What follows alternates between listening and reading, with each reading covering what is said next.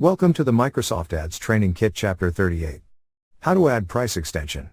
In this video tutorial, we are going to take a look at how to add price extension, step by step. So let's get started. So from our Microsoft Ads dashboard, select all campaigns and then select campaigns. Select one campaign from the list. Now select ads and extensions and click on extensions from the top. Then click on View Site Link Extensions button and you have so many extensions in the list.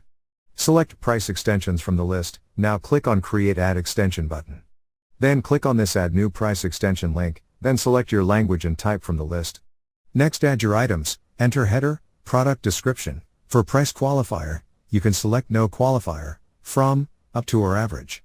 Select from, then your currency, next enter your price, next unit, select it from the list, then enter your final URL and mobile final URL. Next we have price extension URL options, click on it and enter your advanced details. Here you also have selected days and hours options, click on it. Here you need to enter more details and then click on Save button. So this is how you can add price extension. Thank you for watching. Please proceed to Chapter 39. How to add a structured snippet extension. Inside that video, we are going to take a look at how to add a structured snippet extension, step by step. See you in the next tutorial.